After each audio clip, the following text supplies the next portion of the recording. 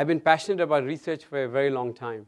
And curiously enough, my passion for research came out of a lot of frustration. And it came out at a time when I didn't actually know anything about research. I was a medical student and then an intern in India.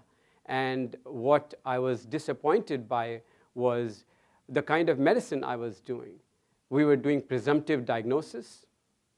And then for other important questions, like when we were looking at patients, some people who were exposed to the same agents, for example, Mycobacterium tuberculosis, all in the same family, some people get tuberculosis, other people don't. And it just bothered me a little too much. And I thought at that time that the path to the future is through research. And of course, there's also the other benefit on the side is that through research, what was conceivably possible was that instead of treating hundreds or thousands of people, I might be able to do something that actually results in the betterment of hundreds of millions, as you referred to. And for that, I came to the United States, a great place to do research. And after my PhD at University of Michigan, Ann Arbor, and then a residency, clinical pathology, I became even more determined that the future of medicine is going to revolve around getting molecular signatures. Molecular signatures for diagnosis. Molecular signatures will be involved in treatment. Today you hear a lot about personalized therapy, and maybe you'll hear more about that. And then molecular signatures for following up patients. And so as I went on, I decided to study proteins. Many of you already are well aware of the human DNA and that DNA is the blueprint of life. But then this DNA encodes the information for making proteins. And the DNA in all of the cells in your body is almost identical. But the reason a neuron is a neuron and a liver cell is a liver cell is which combination of proteins are made that decide that a cell becomes a neuron versus a liver cell or a kidney cell. And there are many, many cell types.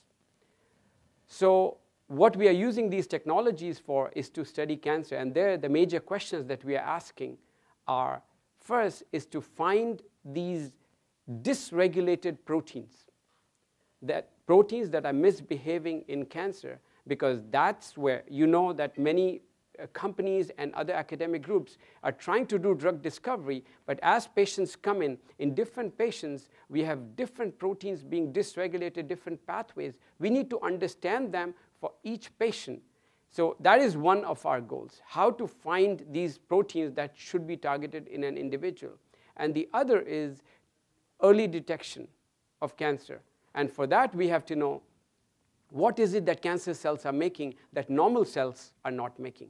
And when we got into this, we realized, oops, we are supposed to look at cancer cells and compare them to normal. But then we don't have a catalog or an atlas of what normal proteins in humans look like. So we had to go back to the drawing board, and we had to use this technology of mass spectrometry, which is essentially high-end instrumentation that allows you to do forensic analysis of proteins. Is the analog of DNA sequencer for proteins. DNA sequencer allows you to sequence DNA, not knowing what you have in hand. Mass spectrometry tells you what protein you have and how much you have. So based on this, we developed a protein catalog. We call it a human proteome map that was recently published of what the baseline expression in normal tissues is of all of the proteins in the body. And we learned many, many important lessons along the way.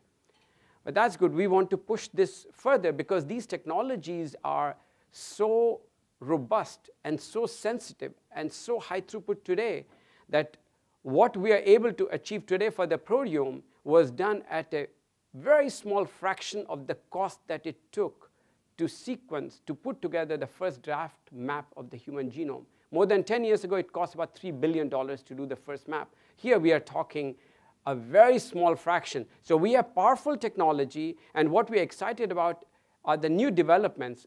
We and others are now developing methods that allow you to understand mechanisms of disease and find these dysregulated proteins. And the way we do it is the way it works in a hospital setting. I don't know if you realize this or not, for a disease like cancer, for example, the gold standard today is an experienced pathologist looking at biopsy material. And this biopsy material is often stored as paraffin blocks. And then it's very stable. It is put in somebody's, in the hospital system. Along with that come valuable amounts of data, patient information, follow-up, what somebody responded to, what they didn't. And then you have a lot of these samples. And what we can do is, now we can basically go to microscopic sections of these biopsy material, and we can do a very detailed analysis of the proteins. Proteins are the workhorses in the cell, and this cannot easily be extrapolated from the DNA sequence. So we are looking at the action players in cells using these technologies. So this is great. We are not just trying to solve problems in cancer. This is transformative, because what we are doing will actually enable many, many fields of medicine, biomedical research. And essentially, this will get me closer to one of the goals I set out for myself, which is replacing the pathologist in the middle. Because we have that subjective way of looking at things, and that's based on looking. Here we are going deeper into the molecular architecture of cells. But I think we are at a very unique point. We can already have almost a $1,000 genome, but the proteome is getting very, very close, where we can go and analyze proteins so very deeply. And conventional places like the NIH, where we often turn to for funding, they divide up the body into many different parts. They have different institutes for different parts of the body. That's not how the body works. That's not how we work.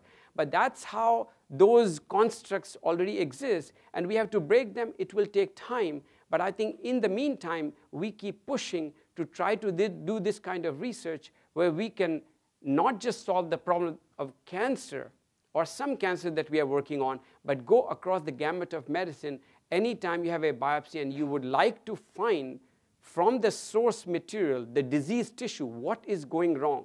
And as Steve mentioned, we really need to understand what is going wrong, the pathways, before we can do something about it.